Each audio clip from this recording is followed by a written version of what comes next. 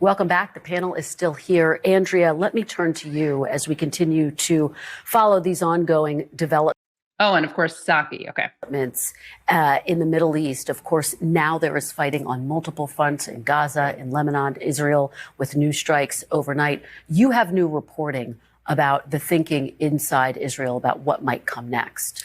I think Prime Minister Netanyahu, and on this, he is aligned with his defense minister, unlike Gaza. They are all in. They are all in because Netanyahu believes, and the Israeli officials, senior officials, had said so in New York right after the strike that got Nasrallah, the Hezbollah leader. A senior official saying to some of us that the supreme leader in Iran has a plan to eradicate Israel from the face of the earth by 2040. There is a time clock in his quarters, and they are counting down to it. So they see this as first taking out Hezbollah, the insurance policy that Iran always had as its back, and decimating the leadership, now taking out what they believe, what they said to us are missiles and rockets buried underground in southern Lebanon that was going to be an attack similar to the Hamas attack on October 7th. So here we are on the anniversary, and they see a window, an electoral window. U.S. officials saying to me, one said to me, that President Biden is in a straitjacket politically, that he can't go up against Israel on something as fundamental as Iran, and Iran. Okay, let's unpack this. So some Israeli officials told her there's a clock inside the Iranian leadership's office. Okay, they're counting down to 2040. That's when their grand plan to destroy Israel is going to materialize. So because of this clock, this timeline of 2040, let's support Israel now. Carry out mass murder in Gaza, expand the aggression to Lebanon, destroy civilian infrastructure, displace millions of people, kill people by the thousands, and also attack Iran because the Iranian leadership has a clock. So because of a clock, let's enable Israel right now to destroy everybody and set the region on fire. That's what Andrea Mitchell is saying. And you know what's amazing here? So she's citing what some Israeli officials told her at the UN General Assembly. Well, she met somebody else at the UN General Assembly. She was in the room when the new Iranian president came to visit and met with reporters. And our friends and colleagues, Max Blumenthal and Anya Parenpil, they were there as well when the new Iranian president, Masoud Pezeshkian, met with reporters, including Andrea Mitchell, and told them, listen, we want a ceasefire. We want peace. Like, we don't want this to escalate. And that was before Israel killed Hassan Nasrallah. So there was a lot of hope that there was going to be a ceasefire, at least in Lebanon, for 21 days, which would then build up to a permanent ceasefire because Nasrallah insisted on linking a Lebanon ceasefire to a Gaza one. So Andrea Mitchell was in the room when the Iranian president said, we want these negotiations to work. We want a ceasefire. She's not relaying that message, though. I know. She's only relaying what some anonymous Israeli person told her about a clock in the Iranian leadership's office about a countdown to 2040 when they're going to have a grand plan to destroy Israel. Well, of course, because Aaron, she's not a puppet. She's not a puppet she's not a puppet for Hezbollah. She's a puppet for Likud and Netanyahu. So of course she's only going to transmit their messages because she's literally a stenographer. And note how she's not at all challenging this notion. Note how she doesn't have a single shred of evidence for this. It's like the WMD's claim. Some Israeli officials. Yeah, exactly. Just like her evidence is some Israeli officials told her, just as CNN cited the Israeli Prime Minister's office when it said that it was confirmed that there were dozens of beheaded babies. Remember, CNN's Sarah Snyder did that in the days after October 7th. And their source was the Israeli Prime Minister's office telling them. And you know what's amazing here? So she's talking about this clock in 2040 when somehow this grand plan will be enacted. Well, we don't have to look to the future to know what is possible with Iran. In 2017, Iran endorsed a resolution from the Organization for Islamic Cooperation offering Israel peace if it finally allowed a Palestinian state in the West Bank and Gaza, which again is a massive compromise for Palestinians. Just 22% of what Israel stole from them. Iran endorsed that. So rather than speaking about a mythical clock in the future, why not rewind the clock to recently when Iran agreed to what the U.S. says it supports, which is a two-state solution, and then try to explore that through diplomacy. But instead, because we can't actually negotiate with Palestinians, and we can't recognize even their most basic rights, and we're committed to Israeli supremacy at all costs, we have to now go and bomb Iran as well and help Israel do so.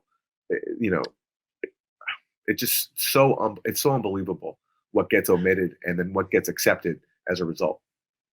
Right. And also, if we care so much about people vowing to obliterate and destroy and eliminate things, maybe we could look at what Israel has said and has done, as opposed to this imaginary clock.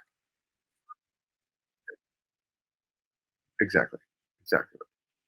Okay, so unfortunately, there's so much more to correct in this panel. And I think we'll perhaps in an escalatory way take out military sites in a bigger way, move on to domestic oil fields rather than their export facilities. But eventually, I think as this tit for tat continues and escalates, worst case, go after the nuclear and what they can get, not the deepest underground sites that would require U.S. help, but they can do a lot of damage. Go ahead. I was just going to jump in because I think this is important for people to understand. I mean, one of the straitjackets is that Netanyahu is disincentivized to change anything about his behavior. Right. Because remember, over a year ago, before the horrific events on October 7th, there were people marching in the streets. He was extremely unpopular. He's now far more popular. So he's incentivized to be a consistent wartime leader in order to stay in power. And he's basically... Okay, so this is Jen Psaki, trying to sound like she's criticizing Netanyahu and talking about this. What Andrea Mitchell mentioned is a straitjacket that Biden is in. That Biden is in, right? That's what Andrea Mitchell said. Biden's in a straitjacket, and Jen Psaki, knows that she has to pretend like that she is critical of Netanyahu because he's, the one fueling all of this. But why is Biden in a straitjacket? Did Netanyahu, put him in that straitjacket? Did he hold up the sleeves for him and put him in and force him into it? No. Biden put himself in a straitjacket and is continuing to choose to stay there because he refuses to stop arming and enabling Israeli aggression. And Jen Psaki makes this about Netanyahu, that this is all like just his doing, when Biden is a willing participant. Biden put himself in that straitjacket and he's staying there. So that's the extent we get criticism. It's Netanyahu's fault, not Biden, who's choosing to be his accomplice. But also, I mean, note how, to the extent she's criticizing him, she's saying like he's prosecuting a war. She's not saying that he's committing war crimes. Oh, of course not. Yeah, no, you can't say that. It's like so tame. Yeah, you cannot say that. Although at least she's admitting that Biden, that Netanyahu was being opportunistic, and that it's I mean, remember when Biden admitted that in an interview? Oh, that when Biden was asked, like, this was like Time Magazine or something, or Newsweek, where he was asked, like, do you think Netanyahu was deliberately prolonging the war to stay in power? Right. And then Biden said something like, I'm not going to comment on that. And then the next sentence he's like, yes, I do think. Yes, exactly. Yeah. Another great Biden moment. Okay. Should we hear more from this panel? Sure. Yes. Do we still have the clip? Not listening to the White House, Amna. I mean, the U.S., look, despite tireless efforts by the White House and State Department officials I've talked to, the U.S. has largely been relegated to sort of observer status in a lot of this. What is this talking point? Remember AOC said this about Kamala too, this tireless? Yeah, well, two really just mendacious things there. That the U.S. is tirelessly working for a ceasefire, but also that they're just a bystander, right? That's like, again, if the school shooter is like, gunning down students in a school, that's like saying the person giving them the bullets and reloading their weaponry is a bystander and helpless. Right. All of a sudden, the Biden administration has denied any agency whatsoever. So the Biden administration, which has vetoed multiple UN resolutions calling for a ceasefire, has continued to reward Israel with multiple packages of tens of billions of dollars in weaponry. They're just some innocent bystander while still tirelessly working for a ceasefire. It's such a lie. And it's 1 year later, they're still saying it on TV. And this is someone from PBS NewsHour. So like, it just shows how across the spectrum, you just cannot acknowledge the critical agency the Biden administration has. They've been unable to prevent Netanyahu from using heavy bombs in heavily populated areas because they gave him the bombs, and they gave him more bombs after he used the earlier bombs, and they paused one shipment symbolically. But as we saw recently in Dahia, when Israel bombed all those residential buildings in the operation that killed Nasrallah, they still have those bombs, and they have plenty of them. So that one pause was totally symbolic. Right. Yeah, I mean, maybe something Biden could do to get out of that straitjacket is like not give them record-breaking amounts of money. Just an idea, just spitballing here. medical facilities and shelters, to get a ceasefire across the line, to bring the hostages home. So Netanyahu is prosecuting the war with one eye on Israel and also one eye on the U.S. election. And I will say the inability of the U.S. to be able to exert any influence here does have consequences, because as Jen mentioned, for all the horrors of October 7th, for the desperate fight by families to bring hostages home, you now have 40,000 Palestinians dead, mostly women and children. And for millions, both here in the U.S. and around the world, they have seen leaders who they say are unwilling to fight for Palestinians, now Lebanese, maybe Iranians, for their right to live and exist. And that has shifted something that can't be shifted back easily. Mark? Okay, well, there's a rare acknowledgement that Palestinians and Lebanese have the right to exist. You don't hear that too often. That's crazy. She's going to get fired. I mean, it comes after she basically offers a whitewashing of the Biden administration's role in denying Lebanese and Palestinians the right to exist. But at least she throws in a mention of it. That's better than most. Okay, back to the clip. Oh, and by the way, yes, as someone says in the chat, thank you, Verena Fraser and Horacio and others. The toll is not 40,000. That's the official toll. The actual toll in Gaza is, of course, far more than that. We don't even know, because Gaza is so destroyed, it's impossible to keep an accurate count. But the toll, as people are saying in the chat, thank you for pointing it out, the toll is a vast undercount. Look, it was a year ago that 1,200 Israelis were killed, raped, murdered, beheaded. I don't think Netanyahu.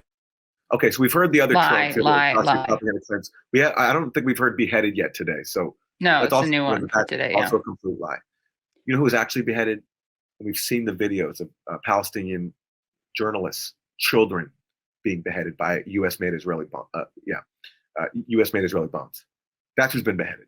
But you can't mention who's actually been beheaded. You only have to claim fictional beheadings, because that's used to create actual beheadings in Gaza. Yeah, I mean, it's the same thing. It's like it's not just like a covering up the truth, but a total inversion of the truth, right? So they say that the people who were beheaded were the Israelis. Actually, it's Palestinians. They say people were raped were Israelis. Actually, it's the Palestinians. Exactly right. Exactly. Should be incentivized to do anything different. I think the reality is that during this administration, you've seen Iran emboldened. From the early days of the 2020 campaign, Joe Biden referred to Saudi Arabia as pariah. In the first weeks of their administration, they took the Houthis off the terror watch list. Iran has funded the Houthis. Okay, again, so like this is like the umpteenth mention of Iran. I don't think anyone said Iran properly today. So congratulations to everybody for your uniform mispronunciation. But by the way, again, there's so much to correct, but he's complaining about taking the Houthis, Ansar Allah and Yemen off the terror list. The reason that was done is because, it was an obstacle to a ceasefire in Yemen, because it's hard to negotiate with people who you put on the terror list. But also the main thing, it was an obstacle to humanitarian aid, where basically under U.S. rules, humanitarian aid could be blocked to areas controlled by Ansar Allah, the Houthis, which is most of the country.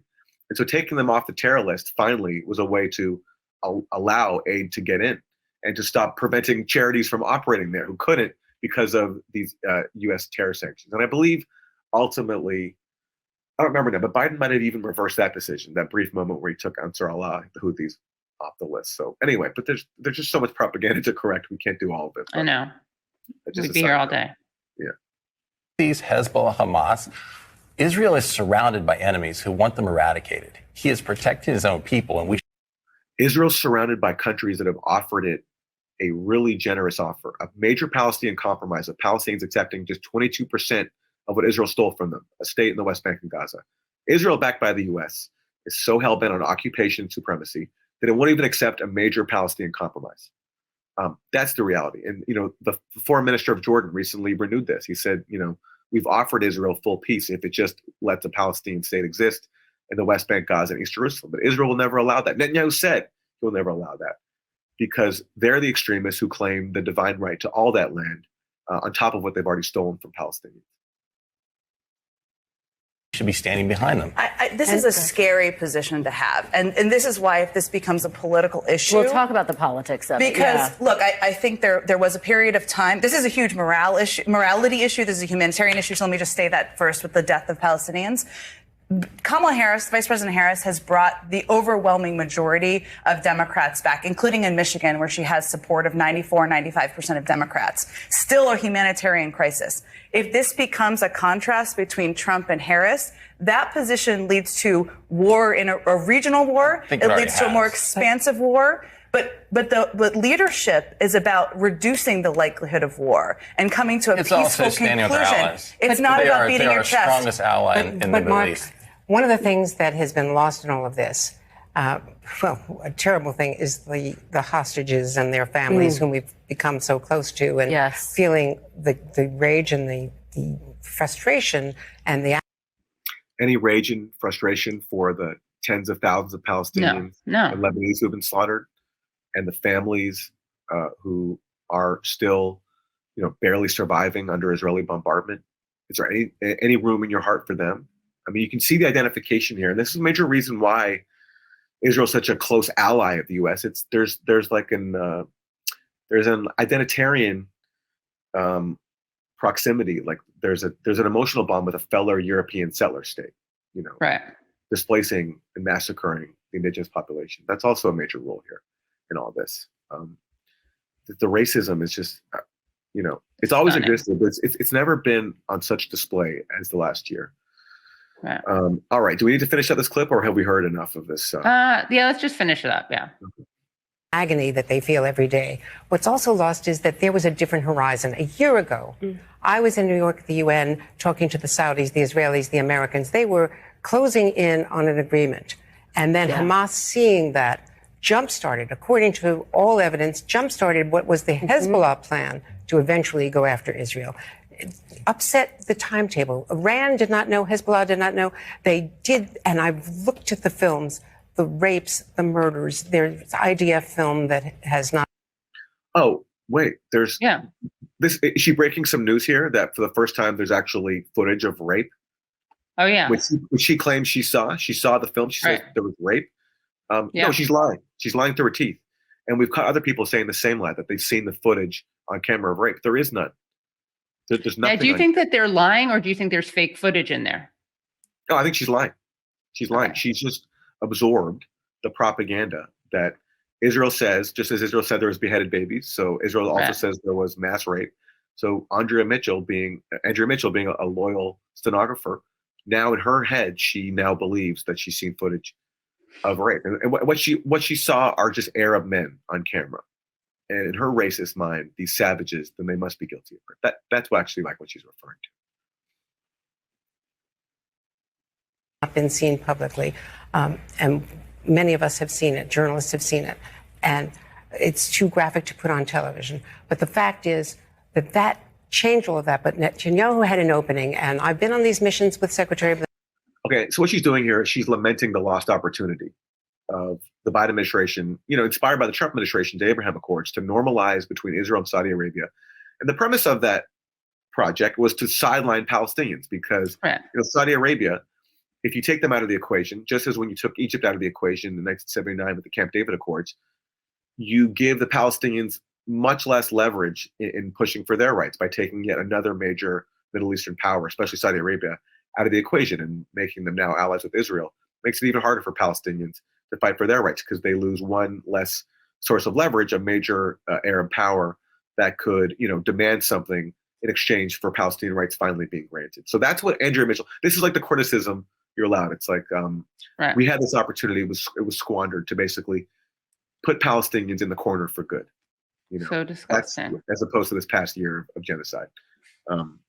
That's the lost opportunity that she's lamenting. Yeah. Lincoln, from January on, working on the Saudi Israel didn't break the Saudi was ready. Saudi was ready to ceasefire. It was Hamas that attacked Israel, and Iran has been funding them. Wait 1 second. Can anybody say that there was one of the longest running military occupations in the world going on the morning of October 7th? And that already on October 6th, you can see headlines like this has been the deadliest year for Palestinian children killed by Israel in years. So already on October, on the morning of October 7th, Israel had already killed more Palestinian children in 2023 than it had in many, many years. Can anybody talk? Does that maybe signify that there wasn't actually a ceasefire? There was just a brutal occupation that Palestinians were being told they have to suffer in silence? I mean, that's what everyone is basically saying here. They can't recognize an occupation and all being an act of belligerence. That's just normal to them because the victims are Palestinian. Yeah, I mean, it's just all the greatest hits of propaganda. They broke the ceasefire. Israel has the right to defend itself. Raped, beheaded babies. They're just bringing all them out. The bottom line is that we've lost the opportunity for an Arab force to try to keep this. 10 seconds left. Very shortly. This is an existential fight for Israel. Absolutely. I think Netanyahu's biggest critics are those who say that we can see both the humanity of Israelis who have the right to exist and the Palestinians who are caught in this crossfire. Well, such a critical issue. We continue to. They're not. Do Palestinians have the right to exist? Yeah. Exactly. They're not caught in the crossfire. Right. They're the target of a genocidal apartheid colony that is actively denying them the right to exist by exterminating them. Right. And but that is considered criticism of Israel on corporate TV. It's a feature, not a bug. The killing of civilians. Yeah. Exactly.